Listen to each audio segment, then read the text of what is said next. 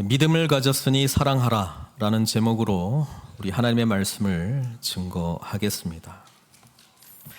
야고보서의 말씀을 보면 명령형들이 나옵니다. 그만큼 행동을 강조하고 있는 서신으로, 또 다음 주에 행함이 없는 믿음은 죽은 것이다 라고 하는 그 이야기가 이제 나오게 될 텐데, 행함을 사실 굉장히 강조하고 있는 서신으로 우리가 알고 있습니다. 그래서 이 명령들을 보면 모두 다 타당한 명령들이고, 오늘 명령은 사람을 차별하여 대하지 말라 이거잖아요. 그러니까 다 아멘 해야 될 말씀들이고, 크리스찬으로서 마땅히 사람을 차별하지 않고 판단하지 않는 그런 마음을 갖는 것은 당연하다고 할 수 있겠습니다. 문제는 뭐냐면, 우리가 이 야고보서에 나오는 모든 그 행동을 위한 명령들이 기독교인이라면 마땅히 이렇게 행해야 되는데, 지금 이 편지가 불신자에게 쓴 게 아니고 믿는 사람들한테 쓴 거잖아요. 그리고 이 명령이 계속 있는 것을 보면 야고보가 경험하고 있었던 초대교회 공동체 안에도 사람을 차별하는 일이 있었다라고 하는 것을 우리가 짐작할 수 있습니다. 서로 사랑하라, 사람을 차별하지 말라, 이것은 끊임없이 명령되어야 될 하나님의 말씀인 것은, 사람을, 이웃을 사랑하지 못하는 모습이, 또 사람을 차별하는 모습이 계속 공동체 가운데 나타나고 있기 때문에 이 명령이 여전히 유효하다라고 하는 사실입니다. 그래서 우리는 야고보서의 이 행함을 강조하는 전체적인 주제 속에 계속 반복되어서 나타날 것은 뭐냐 하면은, 이 행함의 근거가 뭐냐, 무엇을 우리로 하여금 이렇게 예수님 닮은 삶을 실천하도록 하느냐라고 할 때 믿음이라고 하는 것입니다. 1절에도 바로 나와 있죠. 내 형제들아, 영광의 주 곧 우리 주 예수 그리스도에 대한 뭘요? 믿음을 너희가 가졌으니.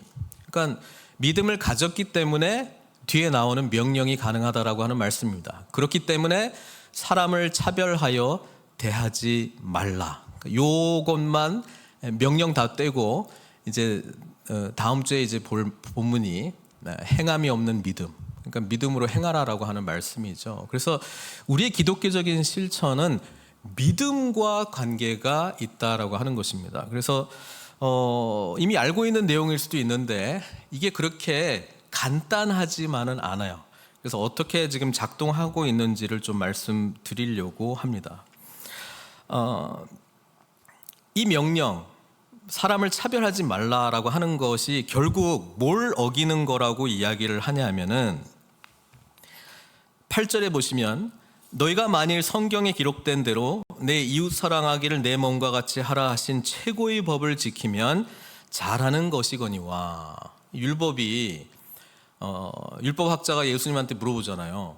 가장 큰 계명이 뭡니까? 그러니까 예수님이 모든 10계명 포함해서 율법을 하라 하지 말라 613개의 계명이 있는데, 그거를 이렇게 두 가지로 요약을 하잖아요. 하나님을 내 마음과 뜻과 힘과 지혜, 정성 다해서, 영혼을 다해서 하나님을 사랑해라 라고 하는 것이 첫 번째고, 둘째도 이와 같으니, 같이 중요하다는 말씀이시죠. 내 이웃을 내 몸과 같이 사랑하라. 그러니까 하나님 사랑과 내 이웃을 내 몸과 같이 사랑하라는 것으로 모든 율법을 정리를 해버렸다라고 하는 것이죠. 근데 이 법을 지키면 잘하는 것이거니와, 그게 하나님 앞에 의로운 삶이라고 하는 말씀 아니겠어요? 근데 9절, 만일 너희가 사람을 차별하여 대하면, 이건 뭐냐? 죄를 짓는 것이다, 이렇게 말씀하고 있습니다. 왜 죄냐 하면, 이 사람을 차별하는 것을 4절에는 뭐라고 이야기하고 있냐면요, 너희끼리 서로 차별하여, 이 차별하는 게 뭐라고요? 악한 생각으로 판단하는 자라고 하는 것으로 어떻게 보면 설명을 해주고 있어요. 악한 생각이고 이건 죄다. 그리고 그 뒤에 내용은 뭐냐면은 우리가 율법을 다 지켜야지만 하나님 앞에 정말 옳은 삶, 바른 삶이라고 말씀하고 있습니다. 그러니까 율법이 여러 가지가 있는데 하나라도 어기면 다 어긴 것하고 똑같다는 거예요. 나는 뭐 10계명 중에서 하나는 못 지킵니다 하나님. 그래서 나머지 9개는 지키잖아요. 그렇게 하나 다 못 지키는 거나 똑같이 취급하시겠다는 거예요. 그 이야기가 제 이야기가 아니고 여기 나와 있잖아요. 11절에 보면은 간음하지 말라 7계명이잖아요. 하시니가 또한 살인하지 말라 6번째 계명이잖아요. 하셨은즉 내가 비록 간음하지 아니하여도 살인하면 율법을 범한 자가 되느니라. 그러니까 율법이 여러 개 있는데 난 하나는 너무 잘 지키고 있어서 나머지 못 지켜도 하나님 앞에서 옳다 인정함을 받는 것이 아니고 율법이 다 있는데 그중에 하나라도 어기면은 그냥 죄를 범하는 것이다. 이게 하나님의 기준이라고 말씀해주고 있습니다. 그렇다면 사람을 차별하는가? 우리가 이제 이 명령을 이제 접근할 때에 2장을 읽을 때 어떤 분들은 나는 뭐 사람들하고 잘 지내고 대체적으로 나를 다들 좋아하시는 것 같고, 그죠? 그리고 사람 그 차별 안 하는 사람이 있나? 다 자기 좋은 사람이 있고 안 좋은 사람이 있지만 그래도 대체적으로 나는 많이 좀 이렇게 잘 지내는 편인 것 같아. 이렇게 이제 생각을 하게 되면은 2장이 뭐 그렇게 와닿지는 않아요. 뭐 동의를 해요. 뭐 차별하지 말아야지, 당연하지. 뭐 죄. 그렇지만 나는 여기에 뭐 그렇게 큰 죄인으로는 해당이 안 되는 것 같고 나는 뭐 그냥 누구든지 잘 하는 것 같아. 뭐 이렇게 이제 넘어가요. 그래서 그냥 2장이 그냥 넘어가요. 이게 나한테 뭐 그렇게 중요한 말씀이 아니에요. 그래서 야고보서를 어떻게 생각하세요? 그러면은 뭐 좋은 말씀이고 요즘 우리 야고보서 커피 브레이크 하는데 힘들 수도 있어요. 다 아는 이야기 아니에요? 다 아는 이야기니까 뭐 좀 모르는 것 좀 합시다. 이런 생각이 들 수도 있어요. 근데 야고보서는 그렇게 보시면 안 됩니다. 2장 읽으시고요. 굉장히 마음에 찔림이 있어야 돼요.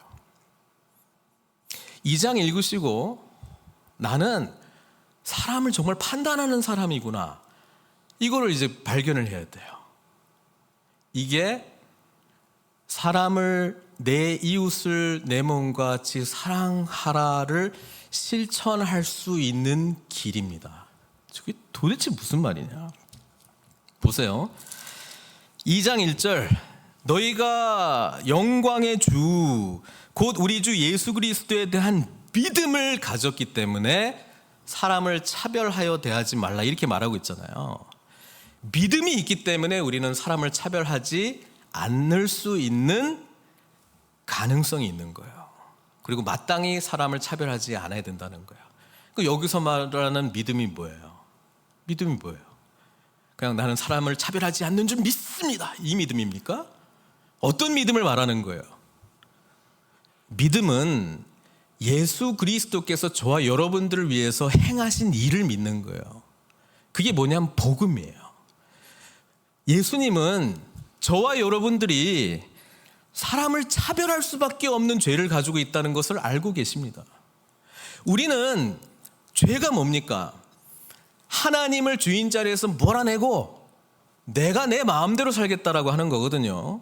그 여기에는 내 생각, 내 욕심, 내 욕망, 거기 안에는 부정적인 용어 안 쓰면 내가 생각하기에는 이런 게 옳아, 내가 생각하기에는 이것이 참 좋은 사람이야, 이것까지도 다 포함되어 있어요. 그래서 사람은 사람을 만나면 어떻게 됩니까?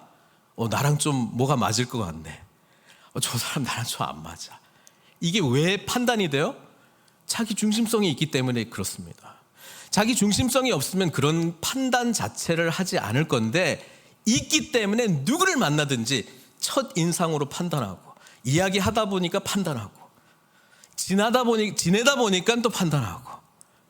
네, 우리는 항상 옳고 그름이라고 하는 나의 기준을 근거로 해서 다른 사람을 어쩔 수 없이 판단할 수밖에 없다라고 하는 거예요. 자기 중심성이 죄인데 이 중심선 때문에 사람이 이렇다 저렇다라고 보기 시작하면 거기에 확장된 것이 여기 성경에서 뭐라고 이야기한다고요? 악한 생각이라고 말하고 있고요. 하나님 앞에 죄라고 이야기를 하고 있습니다. 근데 이 자기중심성이 너무 강하다 보니까 그 죄도 자기 나름대로 합리화해요. 그래도 누가 봐도 저 사람은 아니죠. 누가 봐도 아니죠, 하나님. 이건 뭐 제 생각이 아니고 저랑 같은 생각하는 사람이 너무 많아요. 아니잖아요, 저거는. 아닌 건 아니죠. 그렇게 우리는 사람을 대우한다라고 하는 것입니다. 지금 야고보서를 읽어보면은요, 명령 뒤에 또는 명령 앞에 믿음을 강조를 하고, 여기 보면은 차별하는 게 뭔지를 쭉 설명해 주잖아요. 뭐 누가 왔는데 회당에 금가락지를 끼고 아름다운 옷을 입은 사람이 들어오고, 또 어떤 사람은 남루한 사람이 들어왔다는 거예요. 근데 대부분이, 아니 모두 다가 누구한테도 마음이 쏠린다는 거예요.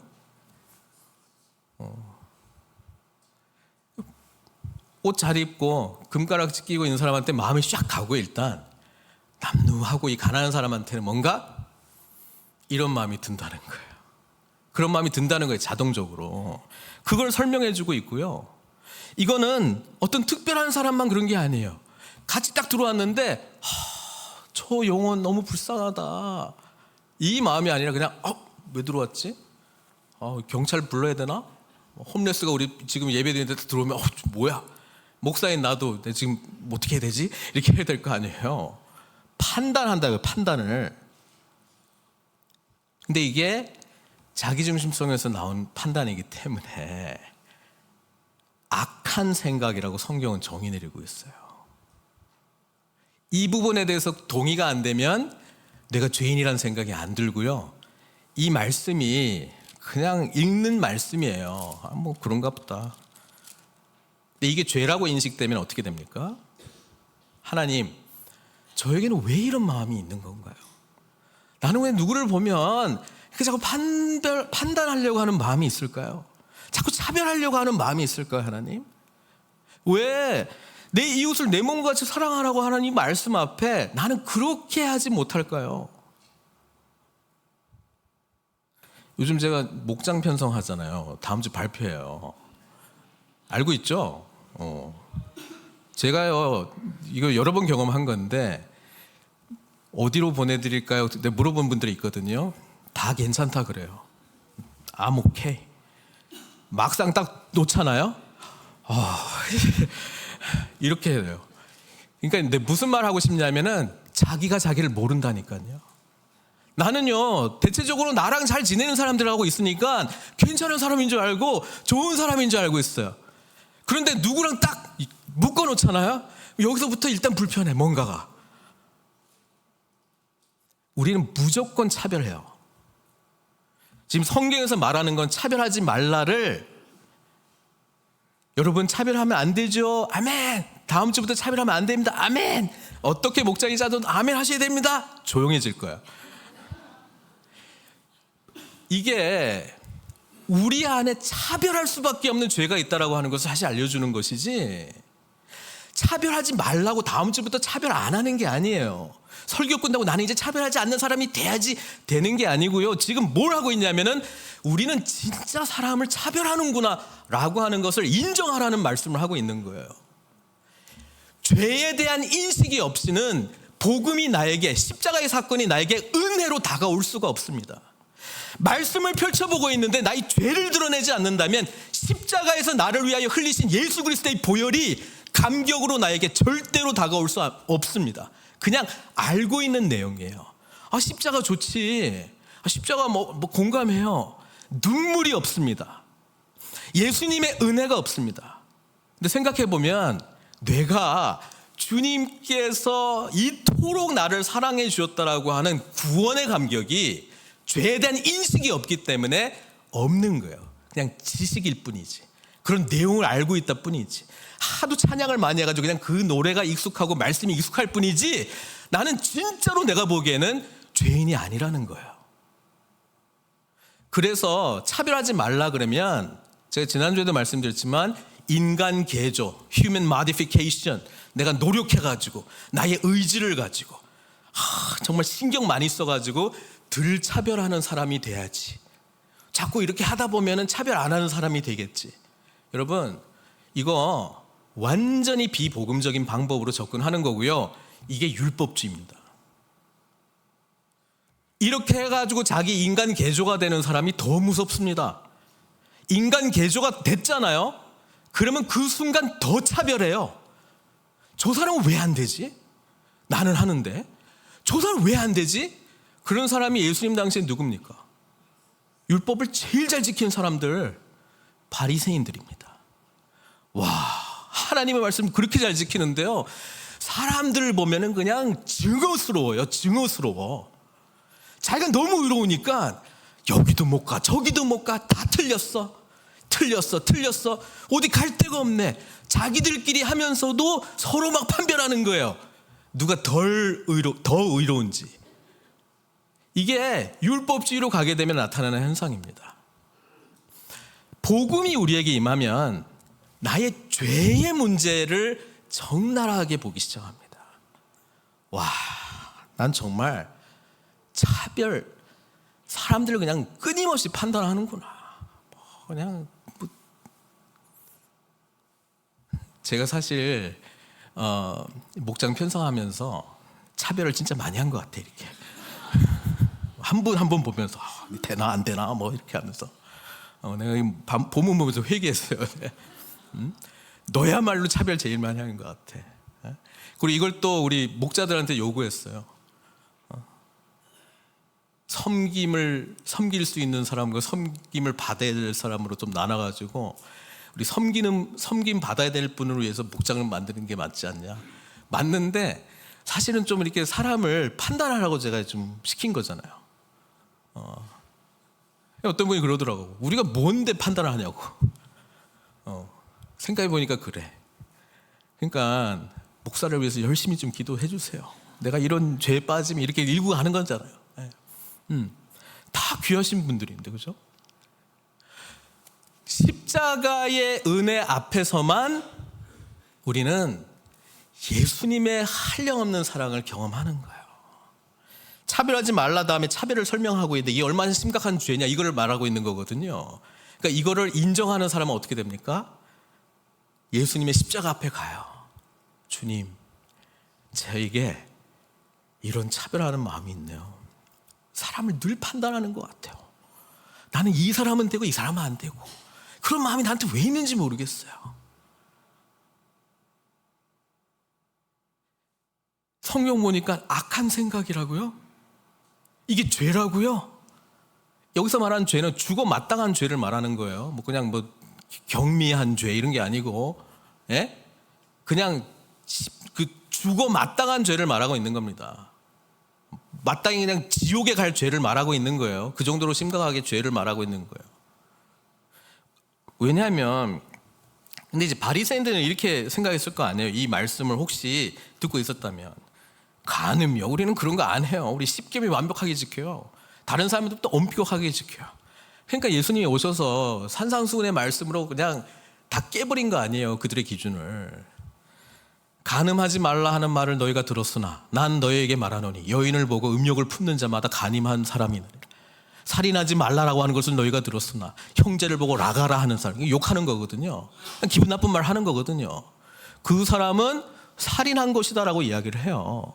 근데 우리가 지금도 공동체 안에서 뭐 이런저런 생각들이 막 내게 있는데, 죽어 마땅한 죄라고 우리가 여기기 시작할 때 십자가의 보혈이 우리에게 은혜로 찾아오는 거예요. 복음으로 접근하는 가장 첫 번째 단계는 죄를 하나님 기준의 죄로 나를 볼 수 있는 능력입니다. 그 죄를 인지를 하고 그 다음에 어떻게 해요? 이거를 내가 해결할 수가 없어요. 내가 결단한다고 차별 안 하는 게 아니라고요. 노력한다고 바뀌는 게 아니라고요. 이 죄를 있는 그대로 어디로 가야 되는 거예요? 십자가 앞에 가는 거예요. 그래서 예수님이 나를 위하여 죽으신 그 피를 뚝뚝 흘리시면서 나를 용서하시고 용납하시고 너를 위하여 내가 왔다라고 하는 그 주님의 얼굴을 바라볼 때에 우리에게 이런 자격이 없는 나에게 주님 어떻게 이런 은혜를 베풀어 주시는지요? 라고 하는 이미 받은 복음이 다시 살아나는 거예요. 은혜가 다시 살아나는 거예요. 1만 달란트 탕감받은 것보다 더 엄청난 이 하나님의 용서를 경험합니다. 이러면 어떻게 돼요? 은혜 받은 자가 되잖아요. 하나도 바뀐 게 없는데 내가 바뀌어버렸네요. 그럼 이제 전에 판단했던 사람을 볼 때 어떤 마음으로 보겠어요? 아유, 또 저 사람 만났네. 아유, 내가 좀 더 참아야지. 덜 참아야지. 이게 아니고요. 똑같이 그리스도의 은혜가 필요한 긍휼을 베푸는 사람으로 보이는 거예요. 그리고 주님께서 우리에게 전에 없던 마음을 주시는 것을 경험합니다. 저 영혼을 위해서 기도하는 마음, 섬기는 마음, 사랑하는 마음, 그런 걸 바꿔주시는 거예요. 이게 믿음을 가졌으니 이거 안에 다 포함되어 있는 거예요. 그리스도께서 저와 여러분들을 위하여 이미 행하신 일, 죄인인 우리를 위해서 하늘 영광 짓고 이 땅 가운데 오셨어요. 그리고 우리의 죄를 해결하시기 위해서 우리가 받아야 될 진노의 심판을 주님께서 친히 담당하셨어요. 그리고 우리가 그런 주님으로 영접하면 우리는 주님과 함께 죽고 우리의 옛사람이 주님과 함께 부활하는 은혜를 우리에게 주신 거예요. 이거는 이미 다 이루어진 일이에요. 우리가 지난 1장의 본문처럼 말씀을 거울을 보는 것처럼 이렇게 잠깐 봤다가 잊어버려가지고 그렇지, 그게 원래 우리한테 이루어진 일이에요. 그러니까 믿음이라고 하는 거는 이미 예수님께서 행하신 복음의 놀라운 사건을 우리가 다시금 붙들고 오늘 내가 그 구원의 은혜를 다시 누리는 것을 말씀하고 있는 거예요. 다시 부활의 감격이 살아나기 시작합니다. 그리고 내 속에서 다른 생각들이 작동하기 시작하고 다른 마음들이 작동하기 시작해요. 그리고 하나님의 뜻에 민감하게 반응하려고 나의 마음을 열고 성령님의 인도하심을 초청하잖아요. 그 기도하게 된다고요. 쉽게 얘기하면 말씀을 들리기 시작하는 거예요. 이제 보이기 시작하고, 그리고 그 힘으로 사랑하는 거예요.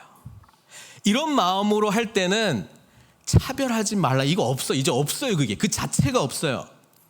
예수님의 은혜 속에서 한 영혼을 바라보기 시작할 때는 차별하는 것이 자리가 없습니다. 그렇게 사랑하는 게 내 이웃을 내 몸과 같이. 내 몸이 뭔데? 예수님이 나를 어떻게 사랑하셨어요? 그것을 알기 때문에 그렇게 내가 사랑받았구나, 그 사랑으로 비로소 섬길 수 있는 거예요. 여러분, 이 사이클은 그래서 늘 해야 되는 거예요. 늘 뺑뺑 도는 것 같아요. 근데 나사 못을 박는 것처럼 삥삥삥 돌리가지만 더 견고하게 복음의 능력이 우리한테 심겨지는 거예요. 우리가, 제가 보기에는 많은 경우에 복음은 이 그리스도인이 되는 입문 단계, 이제 교회 출석 단계, 나는 이제 들어온 것 같아. 그래서 그리고 천국 가는 티켓 얻는 단계, 그리고 나머지 변화는 복음의 방법을 취하는 것이 아니고 율법주의적인 방법을 대체적으로 많이 취합니다. 여기에서 깨어나야 돼요. 그래서 복음을 경험한 사람은 자신의 이 연약함을 빨리빨리 발견하기 때문에 나눔의 과정 속에서 이 연약한 자기 모습을 드러내는 거를 부끄러워하지 않아요. 왜냐하면 그것 때문에 예수님의 은혜를 경험하는 거기 때문에, 그걸로 끝나는 게 아니라 그런 죄인인 나의 모습을 경험했기 때문에 십자가의 보혈의 은혜가 너무나도 강렬하게 와서 내가 이렇게 사랑하게 되었습니다. 거기까지 가는 거거든요. 그러니까 이전에 나의 연약한 모습이 자랑거리예요. 사도 바울이 나는 나의 약한 것들만 자랑하리라, 그게 그 말이거든요. 가장 하나님의 놀라운 은혜와 역사와 엄청난 사랑과 섬김을 가능했던 그 사도 바울의 고백 속에 왜 나는 죄인이 있다면 세상에서 내가 가장 큰 죄인이야, 그 고백을 왜 해요? 그 차이만큼의 십자가의 은혜를 늘 경험하기 때문에 그렇습니다. 우리가 기독교가 다분히 유교적인 게 많이 들어와 있습니다. 그래서 신앙생활이 깊어지고 우리가 어떤 모범이 되는 어떤 그런 사람이 되어야 된다라고 할 때 유교적 개념이 있어요. 성인군자가 돼야 돼. 근데 성경이 말하는 방법은요, 성인군자가 안 된다라고 하는 것을 인정하는 사람에서 출발하는 거예요. 나는 성인군자 말도 안 되고요, 정말 죄가 그냥 엄청나게 많은 사람이구나, 예수님의 거룩하심을 경험할 때마다 더 느끼는 거예요. 그래서 그걸 인정하고 십자가 앞에 다시 나가고 이전에 경험했던 복음보다 더 강렬한 예수 그리스도의 구원의 감격을 오늘 내가 다시 누리는 겁니다. 그래서 내가 변화되어서 이제 사람을 차별 안 해요. 안 하는 모습이 막 나타나. 그럼 사람들이 참 인격적으로 너무 훌륭하신 분이시네요 라고 이야기할 때 유교적인 겸손은 아닙니다, 이게 아니고요, 진짜 아니라고 고백하는 거예요. 나는 내가 죄인이라는 것을 늘 경험을 해요. 근데 주님의 십자가의 은혜를 알기 때문에 제가 이렇게 된 거예요. 그렇게 고백하는 거예요. 그게 기독교적인 실천의 근거이자 근간입니다. 그래서 믿음입니다. 예수 그리스도께서 이미 저와 여러분을 위해서 행하신 일, 그게 복음이잖아요. 그것을 믿는 거예요. 근데 그 행위, 예수님이 행하신 일을 보면은 하나님의 엄청난 어메이징 러브예요. 사랑. 그 사랑이에요. 그러니까 이 사랑을 경험하게 되면 이웃을 내 몸과 같이 사랑하라라고 하는 것이 어떤 것인지 이제 배우는 거예요. 그전에는 참아야지, 내가 참아야지, 내가 더 노력해야지 했다면 지금은 난 정말 못하고요, 주님, 내가 이전보다 더 큰 죄인이라는 것을 알기 때문에 십자가의 은혜 없이는 못 살아요. 오늘도 보혈의 은혜로 씻어주십시오.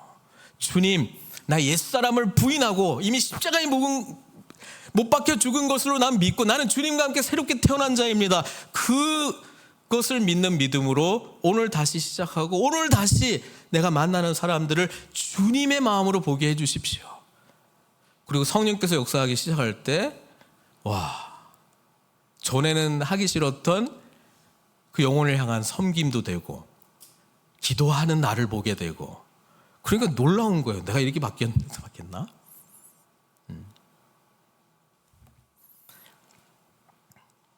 여기 보면 12절 13절이 좀 어려운 말일 수 있는데, 너희는 자유의 율법대로 심판을 받을 자처럼 말도 하고 행하기도 하라. 율법을 여기서도 자유의 율법, 그리고 우리 1장 25절에서도 자유롭게 하는 온전한 율법.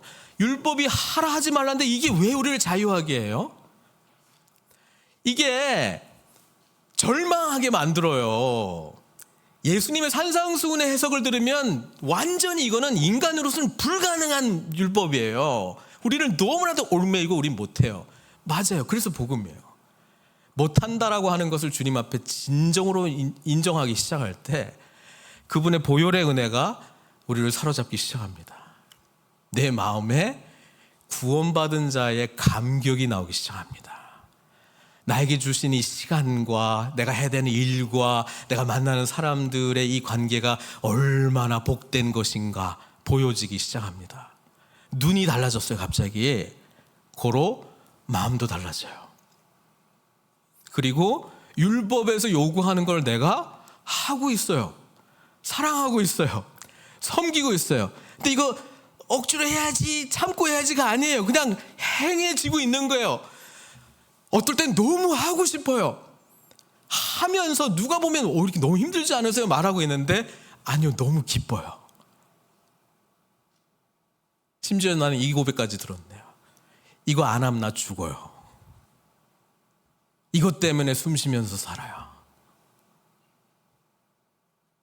이것이 나를 살아가게 해요.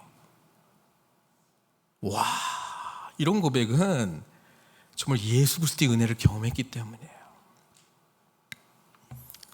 제가 한번 제 여동생이 쓴 글 새벽 기도회 때 좀 나눠드렸던 것 같은데 제가 오늘 좀 읽어드리려고 해요.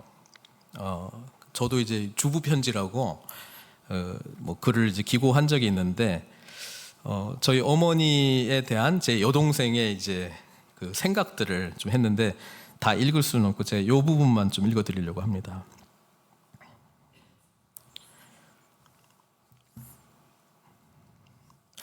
퇴직을 2년 앞둔 아빠가, 그러니까 저희 돌아가신 아버지, 선교사의 이름을 선택했을 때 엄마는 두말 없이 아빠를 따라 나섰다. 미국, 베트남, 아시아, 중앙아시아, 키르기즈스탄까지 나라가 여러 번 바뀌는 동안 한 번도 힘드시다거나 싫은 내색을 비친 적이 없다. 오히려 엄마는 새로운 장소와 새로운 만남, 그 안에 일어나는 크고 작은 일들을 옛날 이야기하듯 하나씩 들려주었다. 반짝이는 눈으로 행복하게 말씀하시는 이야기 속 사람들은 그 선교지에 있는 사람들 이야기하는 거예요. 세상에서 가장 좋은 사람들이고 세상에서 가장 아름다운 장소였다. 엄마에게는 항상 아름다운 일만 일어나는 것 같았다. 엄마의 이야기 속 세상에 내가 직접 들어갔을 때 실제로 선교지를 이제 방문하고 이제 그분들을 만나는 거예요.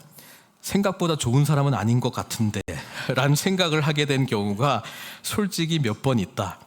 그런 일이 여러 번 반복되면서 나는 엄마가 좋은 사람이기 때문에 엄마가 만나는 모든 사람들이 좋은 사람이 된다는 것을 알게 되었다. 그렇게 이제 썼어요. 예수님을 만난 사람들은 우리 다 같이 죄인이잖아요. 근데 하나님의 놀라운 은혜와 사랑을 경험하고 그의 만드신 바라 특별한 존재가 되었다라고 하는 것이 믿음 안에서 보이기 시작하는 사람들입니다. 그러니까 저도 참 사람의 축복을 받은 것 같네요. 우리 부모님이 이런 분은 이래서 좋고 이런 분은 이래서 좋고 이렇게 했는데 저도 방문하잖아요. 나도 아닌 것 같은데 이런 생각이 드는 거예요. 그러니까 이야,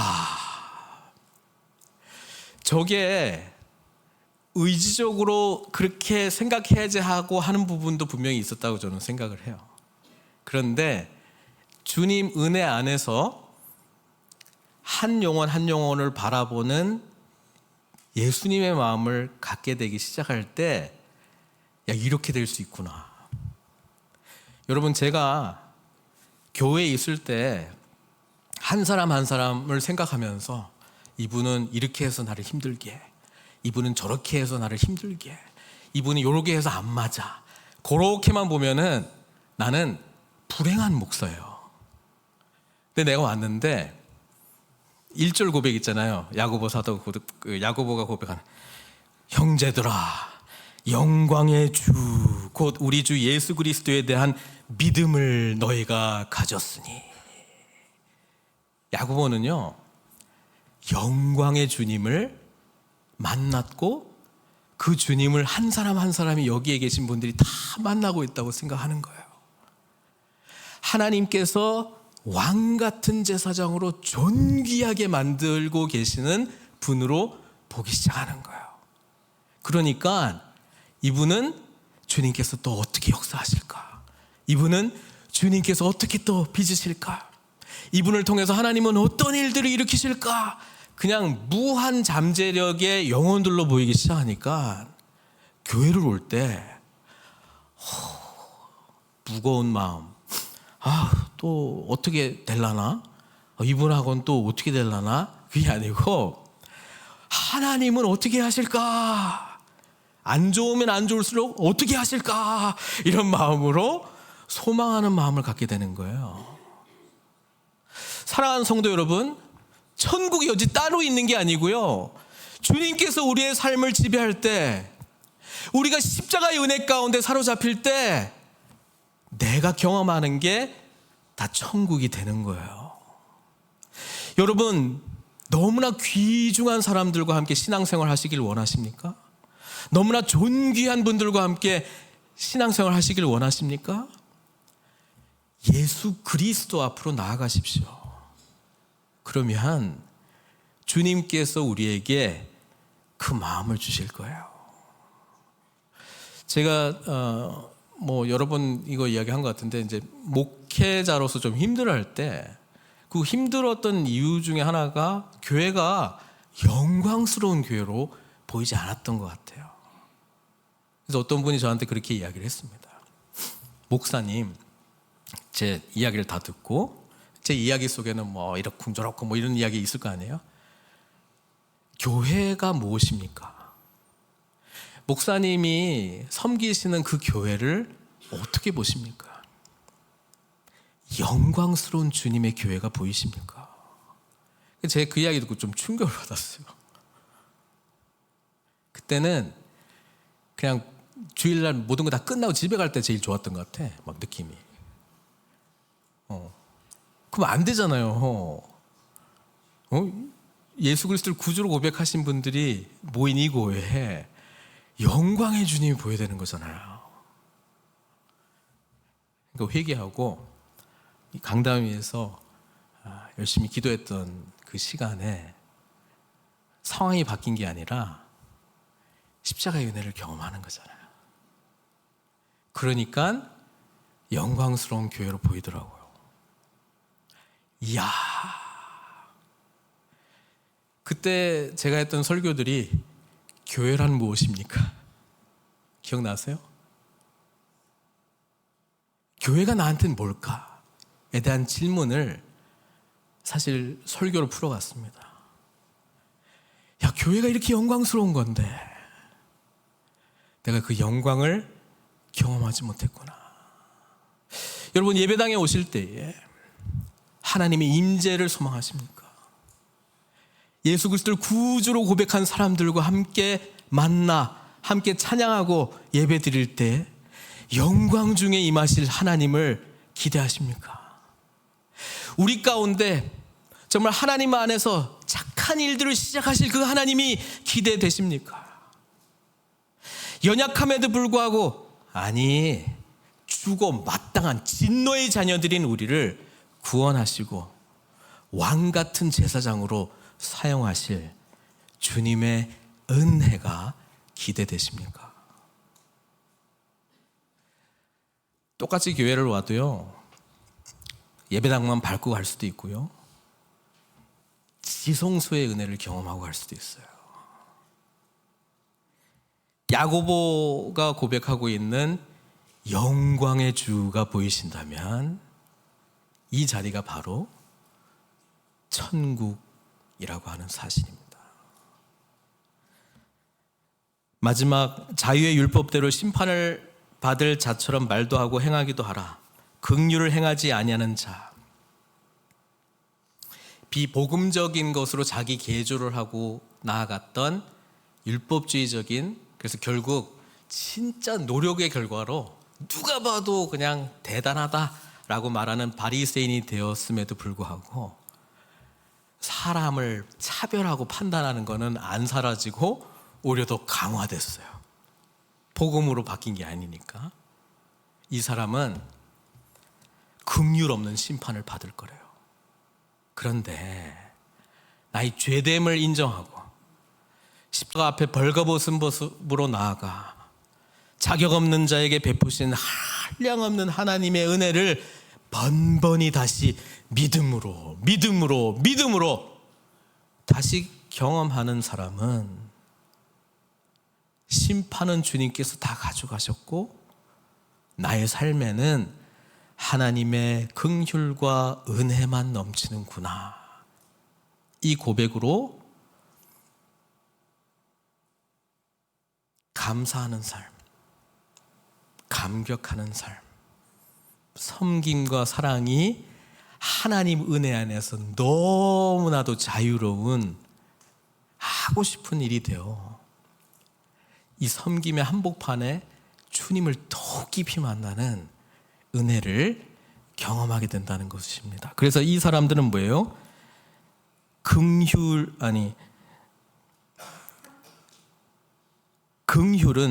심판을 이기고 자랑하느니라. 긍휼 없는 심판이 이들에게는 없습니다. 오직 우리에게 은혜로 다가오신 예수 그리스도, 그분의 보좌 앞에 이미 나가고 있지만 주님 나라 완성될 때 요한계시록 7장, 14장, 14만 4천 거기에 포함되어서 하나님을 영화롭게 하는 예배자의 영광을 누리고 완성하게 될 줄로 믿습니다. 우리 늘푸른 선교교회 영광의 주로 고백하시고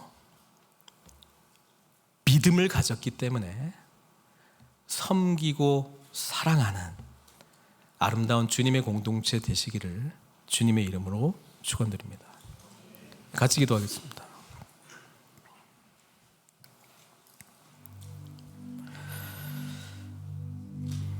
하나님은 우리를 사랑하시고요,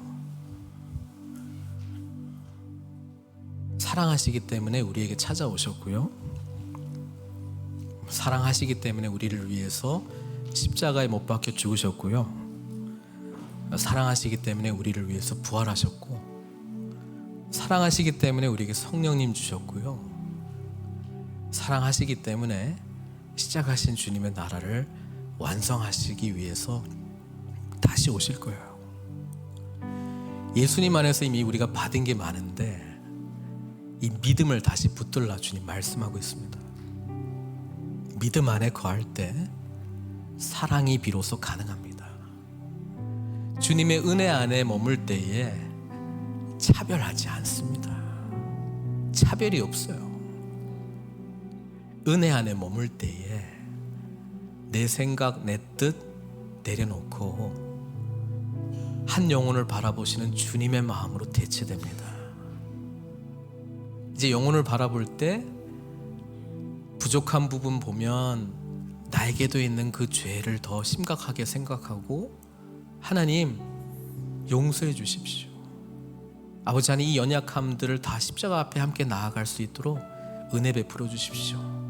이렇게 기도하는 마음 생기고요, 한 사람 한 사람 바라보면 와, 놀라운 주님의 은혜, 어떻게 하나님께서 우리를 일으키시고 세우실까, 그 관점으로 보게 되고요, 그리고 우리가 함께 예배하는 이 현장이 내 생에 가장 영광스러운 하나님이 다스리시는 은총의 곳이 됩니다.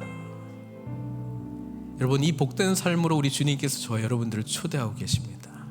아니, 이미 예수님 안에서 시작하셨어요. 다시 붙들겠노라, 다시 그리스도의 복음의 은혜를 누리겠노라 고백하시고,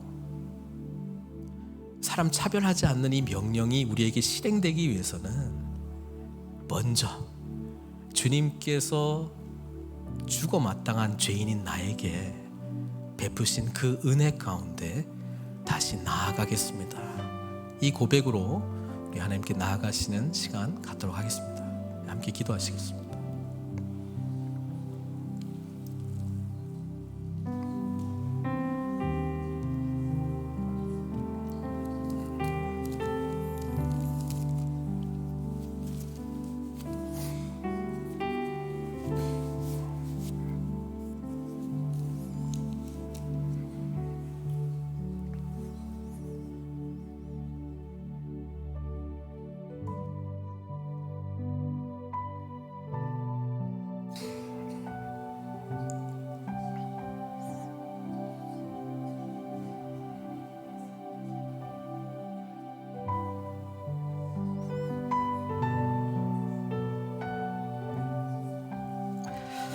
하나님, 우리에게 이토록 보배로운 믿음을 주셨으니 그 믿음 안에 거하며 주님 말씀하신 우리 이웃을 내 몸과 같이 사랑하는 그 삶을 실천할 수 있도록 주님 은혜 베풀어 주십시오. 우리 모두 다 주님의 기준에 죽어 마땅한 죄인이었습니다. 근데 이제는 구원을 입은 자들이 되었으니 구원 입은 그 은혜에 합당하게 우리 하나님을 사랑하고 우리 내 이웃을 내 몸과 같이 사랑하라는 그 말씀을 실천하게 해주십시오. 때때로 잊어버리고 망각할 때 있습니다. 때때로 나 옛사람이 작동해서 사람을 판단하고 차별할 수 있습니다. 그때 주님 은혜를 베풀어 주셔서 죄를 보게 해주시고 죄를 위하여 오신 예수님의 십자가를 보게 해주시고 십자가 넘어 용서와 한량없는 은혜를 경험케 해주셔서 사함받은 자로 은혜 받은 자로 우리도 받은 이 사랑을 나누고 실천할 수 있는 영광의 주를 섬기는 자들로 우리 한 분 한 분 일으켜 주시옵소서. 그래서 오늘도 복음이신 주님께 우리의 삶을 의탁합니다. 모든 것 주님 받아주시옵고 예수님의 귀하신 이름으로